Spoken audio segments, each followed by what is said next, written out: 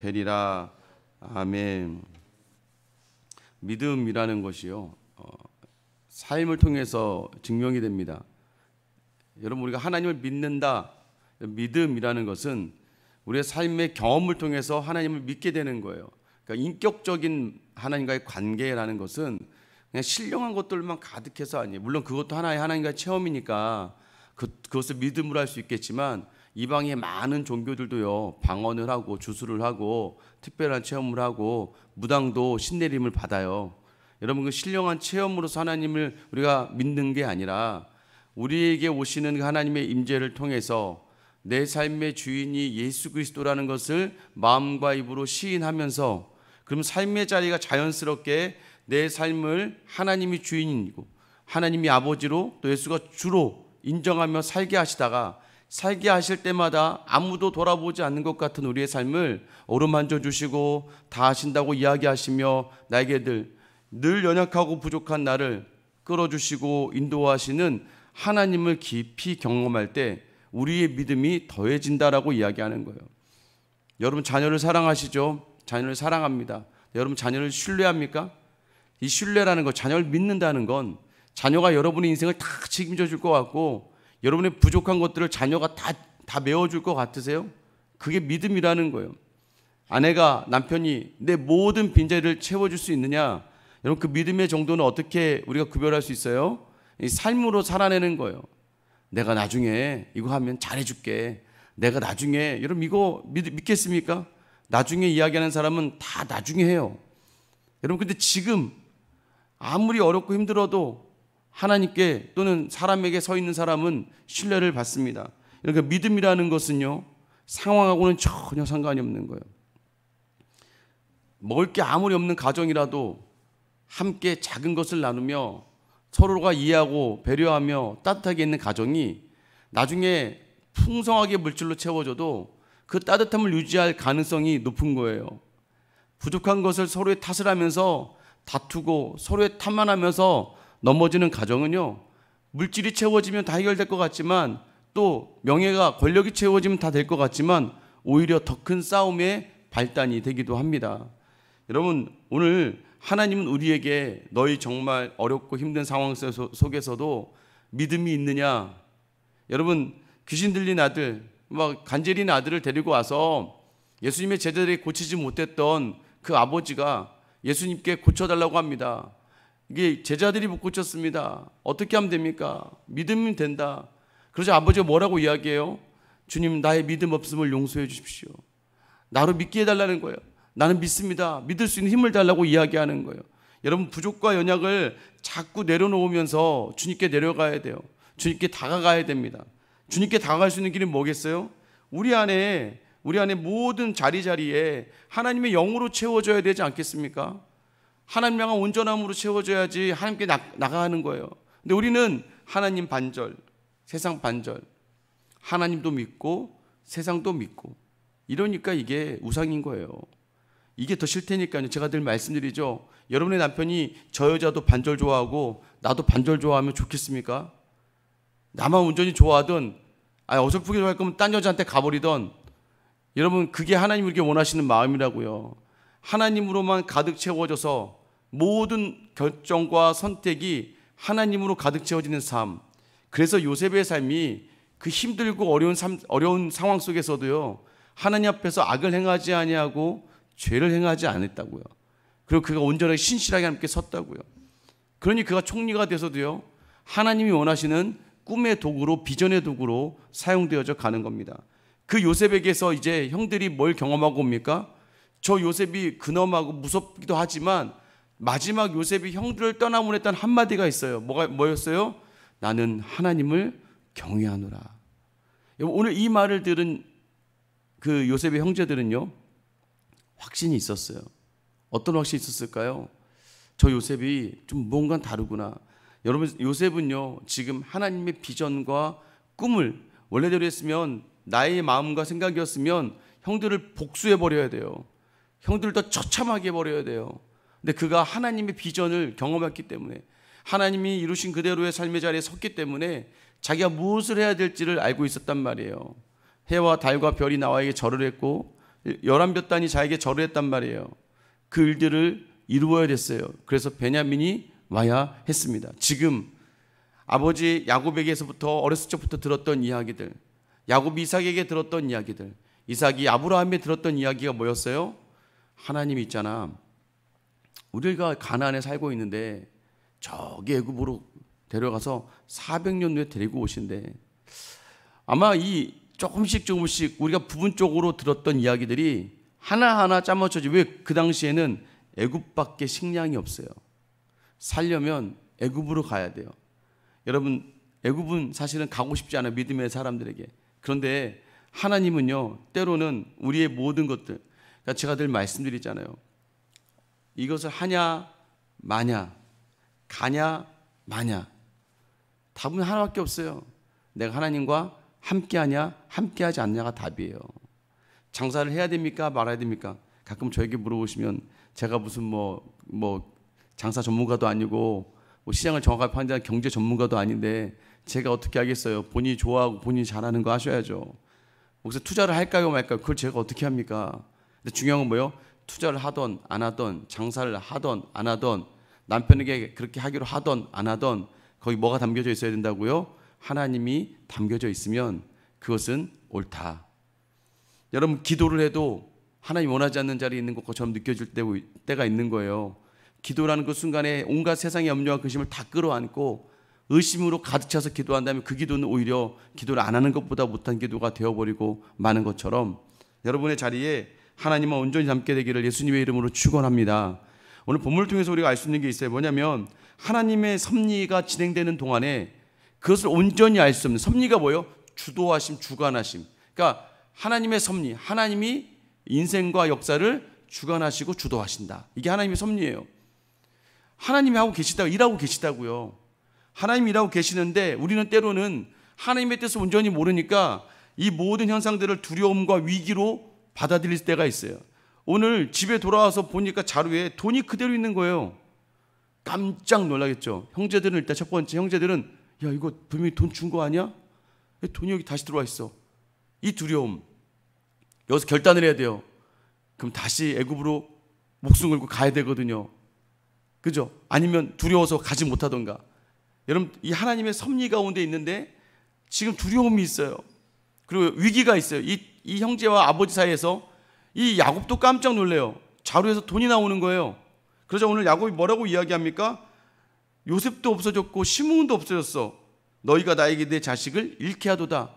사실 야곱도요, 형제들에게 심증은 있다고요. 요셉이 없어졌어. 형제들이 요셉의 피 묻은 옷을 가지고 와, 찢겨지고 채색 옷이 무참히 찢겨서 왔는데 아버지도 뭔가 좀 불편한 마음이 있었던 게 지금 드러나지는 거예요. 너네 요셉도 잃게 하더니 이제 시몬도 잃게 한 거야. 너네 시몬을 팔아서 이 돈을 챙겨가지고 곡식을 가지고 온 거야? 라고 생각할 수 있었다는 거예요. 그러니까 아들과 아버지의 관계에 불신으로 가득합니다. 왜 이렇게 될까요? 욕심이에요. 야곱이 그 자신의 모든 경험을 통해서 누구만? 요셉과 베냐민만, 그러니까 자기가 좋은 것에만 집중하다 보니까 오히려 똑같은 사랑을 받고 나눔을 받아야 될 형제들에게, 오늘 형제들은 자꾸 뭐라고 해요? 너희가 여러분 얼마나 상처받는 일을 하겠습니까? 너희가 나에게 내 자식을 잃게 하는도다. 38절도 보세요. 야곱이 이르되 내 아들은 너희와 함께 내려가지 못하리니. 아니 지금 베냐민만 아들이에요? 내 아들은 니네랑 못 간다. 여러분 이게 무슨 말이에요? 계속해서 불신으로 가득 차 있어요. 여러분 때로는요, 하나님의 섭리 속에서 이루어지는 일들이 때로는 우리에게 두려움과 또 우리의 공동체에 위기감을 조성할 때가 있다는 겁니다. 야곱은 지금 내 못 보내, 죽어도 못 보내. 여러분 이게 야곱에게 있었던 마음입니다. 끝까지 베냐민은 못 보낸다는 거예요. 하나님은요, 보내야 되거든요. 하나님의 뜻은 11명의 아들들이 요셉에게 절을 하는 거예요. 아니요, 쉽게 얘기하면 요셉에게 절을 한 게 아니라 이 모든 역사를 주관하신 하나님의 섭리에 순종하기를 원하시는데 모르니까 안 되는 거예요. 그러니까 여러분 알면 덜 아프고 알면 이해가 되고 알면 내가 무너지지 않아요. 그러니까 여러분 아시라는 거예요. 이제 우리는 뭘 아냐면 오늘도 내 뜻대로 되지 않는 모든 위기가 있고 두려움이 있고 염려가 있을 것인데 그때 우리가 놓치지 말아야 될 건 무엇이다? 여전히 지금도 하나님은 일하고 계신다. 믿으십니까? 하나님 일하고 계시다는 거예요. 하나님 섭리가 지금도 역사하는데 우리는 모르니까 두려워요. 우리는 모르니까 막 위기라고 느껴요. 근데 여러분 이때는 뭐 할 때예요? 기도하며 말씀 들으며 하나님의 뜻을 구하며 서 있는 거예요. 이런 말씀밖에 없어요. 여러분의 힘이 되는 게 무엇입니까? 여러분 사람이요? 그 사람은 하루아침에 변하고 상황이요? 하루아침에 망하는 거예요. 내가 붙들 수 있는 이 말씀을 온전히 붙들면서 오늘 주신 말씀 하나 제가 늘 말씀드리잖아요. 뭘 내일 멀리 봅니까? 내일은 모르겠어요. 내일 생각하면 여러분 답답해요. 지금 여러분에게 있는 일들이 내일 생각해 보세요. 1년 후 어떻게 생각해요? 앞으로 일어날 모든 일을 그것만 신경 쓰면 오늘 하루를 아무것도 못해요. 오늘을 내게 주시며 오늘 아침에 주시는 이 말씀을 붙들고 이 말씀이 나를 이끄는 삶, 여러분 이 자리로 서게 된 여러분 되시길 예수님의 이름으로 축원합니다. 여러분 자꾸 이제 야곱이 왜 그럴까요? 여러분 야곱 정도 됐는데 그 험한 세월을 보내고도 이렇게 하나님의 섭리를 모르나? 몰라요, 여러분. 모릅니다. 믿음의 연륜이 20년, 30년, 40년 모릅니다, 여러분. 목사요? 목사 특별한 게 뭐가 있습니까? 몰라요. 영적으로 둔해지면 모르는 거예요. 수많은 목사님들이 저같이 젊었을 때는 정말 모든 걸 내어놓고 생명을 내어놓고 사역을 해요. 저도 깜짝 놀랐어요. 제가 정말 그 중학교 때 저희를 이렇게 섬기던 목사님 계시거든요. 정말 하나님 앞에 순수하고 늘 교회 그 끝자락 위에서 철야기도 끝나고도 정말 철야를 하면서 금요일 밤부터 그 교회 끝자락에서 새벽까지 혼자 소리 질러가며 기도하던 그 목사님이 계시거든요. 근데 얼마 전에 다른 교단으로 옮겼다는 거예요. 제가 그 소식을 듣고 너무나 충격이었습니다. 정말 아침마다 성경 공부하고 주일 아침마다 모여서 말씀 읽고 통독하고 저희에게 말씀 전하고 이 정말 열심히 했던 그 목사님이 얼마 전에 교단에 옮겼다는 거예요. 너무나도 제가 깜짝 놀랐어요. 아니 어떻게 그럴 수 있지? 물론 그분이 좀 강하고 괴팍하긴 했습니다. 그리고 좀 예전에 이제 어렸을 때 그래서 사실 길거리 가다가 제가 아직도 기억나는데 중2 때인가 제가 사실 처음으로 이제 머리에 뭘 좀 발랐습니다. 머리도 짧은데 길을 가고 있는데 사람들 되게 많았거든요. 근데 거기서 그때는 강도사님이었는데 만났어요. 갑자기 그 수많은 사람들 앞에서 쟤는 일로 와 하더니 저를 끌어안고서는 그 수많은 사람들 앞에서 큰 소리로 기도를 하기 시작하더라고요. 주여 이 아들이 창피해 죽는 줄 알았습니다. 막 끌어안고 막 저를 막 그 사거리 한복판에서 막 그리고 이분은 길을 가다가도 막 정말 막 그 절이 있거나 막 이러잖아요. 주여 막 절 앞에서 막 문에 손을 대고 막 제가 그런 분들만 만난 것 같아 보니까 그런 분들만 어렸을 때 그런 분들만 만난 것 같아요. 그래서 제가 얼마 전에 이전에 섬겼던 교회 은사 목사님에게 그분도 이제 같은 교회에 있었으니까 그분 소식을 듣고 제가 깜짝 놀랐어요. 왜요? 그 교단은 이제 정년이었거든요, 목사가. 처음엔 75세였다, 78세였다가 지난번 총회 때 그쪽 교단이 정년을 없앴어요. 그러니까 이 목사님이 그리로 그냥 교단을 옮긴 거예요. 어떻게 저럴 수가 있을까? 그렇게 됩니다. 그래서 우리는 인정해야 돼. 그럴 수 있다. 그럴 수 있다는 걸 알고 어떻게 해야 돼요? 그러면 계속해서 되뇌이며 준비하며 그 모든 것들을 만들어 가야 되는 거예요. 잘못된 것을 보고 비판과 판단하는 게 아니라 나도 저렇게 될 수 있다는 거예요. 나도 아무리 믿음의 연륜이 있어도 내가 어느 날 나도 모르게 이 익숙한 믿음의 자리에서 동일하게 이 야곱처럼 요셉이 보았던 하나님의 섭리가 아버지 야곱에겐 보이지 않아요. 왜요? 요셉은 바로에게 늘 얘기했거든요. 이 모든 것을 내게 허락하신 분은 아브라함의 하나님, 이삭의 하나님, 나의 아버지 야곱의 하나님입니다. 야곱을 통해 바라봤던 하나님이 요셉에게 있었는데 어느덧 야곱에게 하나님이라는 존재가 베냐민이라는 존재보다 더 멀리 떨어지니까 하나님이 그래서 작정하시는 거예요. 야곱에게서 이 베냐민을 끊어내야 된다는 걸 이야기하고 있는 거예요. 오히려 지금 누가 이 모든 걸 깨닫습니까? 르우벤이 깨달아요. 여러분 르우벤이 나와서요 아버지에게 얘기합니다. 아버지, 만약에 내가 아버지 베냐민을 아버지 아들 베냐민을 데려갔다가 데려오지 않게 되거든. 내 두 아들을 죽이세요. 너무 극단적이죠. 근데 여러분, 르우벤은요, 이 가정에 정말 솔직히 얘기해서 가정의 평화를 위해 정말 애쓴 사람이에요. 정말 열심히 있고 최선을 다했습니다. 어머니 레아가 아버지의 눈밖에 나고 작은 어머니 라헬만 좋아하는 것을 보고 이 르우벤이 밖에 나가서 합한 채, 뭐 이 당시에는 뭐 이게 뭐 일종의 뭐 좋은, 그러니까 아이를 낳기 출산하기 좋은 것들 합한 채를 밖에서 구해오면서 어머니에게 줄 정도로 효자였습니다. 그리고 레아는 그것을 라헬에게 팔고 야곱과 잠자리를 하게 되면서 다시 또 아이를 낳죠. 이런 그만큼 르우벤은요 철저했어요. 가족에게 우선 장자로서의 역할을 하려고 노력을 했어요. 근데 여러분 무엇을 할 수 있습니까? 그 열심만으로는 안 된다는 거예요. 또 라헬이 죽었을 때 르우벤이 생각했어요. 와, 이제 우리 어머니가 사랑받을 수 있겠다. 그런데 또 누가 있어요? 제일 첩 중에 제일 나이 어린 비라라고 하는 첩이 있거든요.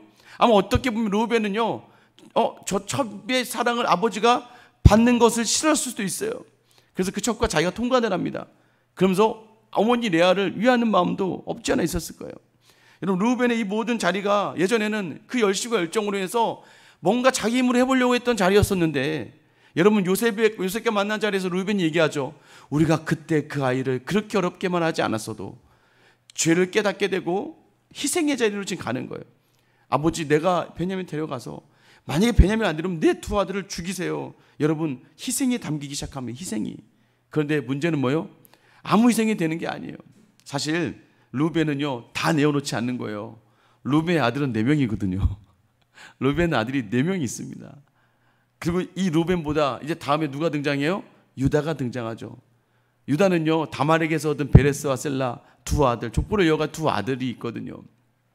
유다는 이 두 아들을 다 내어놓는다고 똑같이 얘기합니다. 그런데 여러분 보세요. 르우벤이 이렇게 이야기하는데도 불구하고, 자기 아들을 내어주겠다는데도 불구하고, 여러분 르우벤은 지금 뭔가 하나님의 섭리의 자리에 따르기 시작했어요. 자기 희생을 내려놓으면서 그 길을 각인데 정작 야곱은 그것을 알지 못해요. 왜 그랬습니까? 붙들지 말아야 될 것을 끝까지 붙들고 있기 때문이에요. 그래서 38절에 야곱이 이르되 내 아들은 너희와 함께 내려가지 못하리니 그의 영은 죽고 그만 남았음이라. 만일 너희가 가는 길에서 재난이 그에게 미치면 너희가 내 흰머리를 슬퍼하며 스올로 내려가게 함이 되리라. 아무리 우리가 하나님을 따라가는 삶을 살아가는 사람이라 할지라도 우리는 하나님 앞에 온전히 내어드리지 못하는 삶을 살 수밖에 없다는 것을 이야기합니다. 야곱이 내어놓질 못해요. 우리의 삶의 자리에서도 우리의 가장 중요한 것, 붙들고 있는 것을 내려놓지 못합니다. 여러분에게 그것이 무엇일까요? 여러분의 베냐민은 무엇입니까? 여러분이 그렇게 기도하면서도 절대 내려놓지 않는 여러분의 베냐민이 여러분 이제 내려놓아줘야 되는 거예요. 여러분, 그런데 우리가 어떻게 해야 베냐민을 내려놓을 수 있을까요? 약속을 확신하는 거예요. 쉽게 얘기하면 바로 예수 그리스도를 받기를 작정하는 거예요. 나는 예수 그리스도로만 산다. 여러분, 이 고백이 여러분에게 되기를 축원합니다. 여러분, 왜 예수 그리스도만이에요? 이 예수 그리스도가 바로 하나님은 자신의 하나밖에 없는 독생자를 우리에게 주셨다. 이 약속을 우리가 붙드니까 이보다 더 큰 사랑이 어디 있습니까? 그러니 지금의 나의 모든 것 내려놓고 포기하고 해도 그 예수가 나와 함께 하시면 어디를 가나 하늘나라와 천국과 기쁨과 풍요로 인도하심을 놓치지 않게 되기를 축원합니다. 야곱이 포기하고 내려놓아야 그 공동체가 살아가는 거예요. 야곱이 베냐민을 내놓아야 베냐민도 제대로 사는 거예요. 베냐민 지금 나이가 몇 살입니까? 30 가까이 됐는데 그럼에도 불구하고 결혼도 못하고 아버지에게 막내 아들 취급당하면서 아무것도 못하는 무능력할 뿐이잖아요. 여러분, 열 형제도 마찬가지죠. 아직까지도 독립 못하고 아버지 밑에 붙어서 아버지의 말 한마디를, 그러니까 아버지에게 영향력 안에서 아무것도 못해버리는 거예요. 간혹가다 그런 일을 많이 경험합니다. 자수성가하신 분들이요, 자기가 열심히 노력해서 어느 정도 성공에 이루었던 분들, 그분들에게 물어보잖아요. 전부 다 아들이 탐탁치 않습니다. 전부 다 아들에 대해 불만족스러워요. 저놈은 왜 저렇게 못해? 왜 이렇게 못해? 사실 여러분도 그러죠. 아이들 보면서 왜 이렇게 안 해? 왜 저렇게 못하는 거야? 여러분, 그게 굉장히 무서운 거예요. 여러분, 그냥 하나님 앞에 내어놓고 이 아이는 이 아이의 삶을 살도록 주님께 맡겨야 됩니다. 그런데 내가 손에 쥐고 뭔가를 하려고 하면 무너지는 거예요. 남편도 내 손에 쥐고 아내도 내 손에 쥐고 뭔가 하려다 보면 무너지는 겁니다. 오직 내 안에 누구로만? 예수로만 채워져서 예수를 통해 예수님이 어떻게 하셨을지 정하며 나아가는 삶, 오히려 쉬워요. 예수님은 어떻게 하셨을까? 예수님은 어떻게 말하실까? 예수님이면 어떻게 반응하셨을까?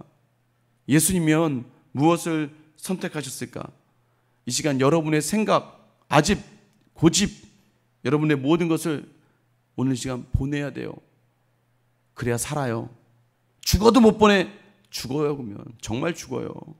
그 고집과 아집으로 있다가 나는 못 받고 이건 절대 안 돼. 절대가 어디 있습니까? 절대는 다 죽는다고 제가 말씀드렸잖아요. 오늘 주님께만 기도하실 때요, 주님만 담아내세요. 주님 오늘 하루도요, 주님하고만 가게 해주세요. 사람을 만나지만 모든 선택을 주님께만 맡기는 내가 되게 해주세요. 여러분, 믿음이 없으면 믿음을 구하세요. 나의 믿음 없음을 용서해 주세요. 주님, 오늘도 주님을 믿고 그 약속을 믿고 담대히 나아가 내 안에 있는 모든 것들, 하나님이 원하지 않는 모든 붙들었던 것들을 털어내는 귀한 결단의 시간이 되기를 예수님의 이름으로 축원합니다. 기도하겠습니다. 사랑의 하나님 아버지, 오늘도 하나님 우리에게 원하십니다. 보내라, 내려놔라, 포기해라. 하나님 이거 내려놓으면 전 죽습니다. 하나님 이거 없으면 저는 너무 힘듭니다. 아니야, 내가 있잖아. 오늘 우리에게 약속의 말씀이 있고 독생자의 사랑이 있는데 이것이면 충분한데도 여전히 우리의 힘과 우리의 노력과 우리의 열심과 우리의 고집으로 붙들었던 자리가 있습니까? 물질에 대하여 내려놓지 못하고, 관계에서의 우위로 내려놓지 못하고, 내 열심을 아쉬워하며 내려놓지 못하고, 내 뜻대로를 내려놓지 못하며 서 있는 자리를 오늘 시간 깨닫게 하시고 생각나게 하셔서 주님께 내어드리고 주님만으로 모든 자를 채워나가는 귀하고 복된 우리의 하루가 되게 하여 주시옵소서. 내어놓음이 살아나는 자리입니다. 오늘 내가 붙들었던 건 내어드리며 나아갈 때에 주님이 나를 채워주시고 주님이 주신 평강으로 귀한 이 하루 감당하며 살게 하여 주시옵소서. 감사하며 예수님의 이름으로 기도드립니다. 아멘.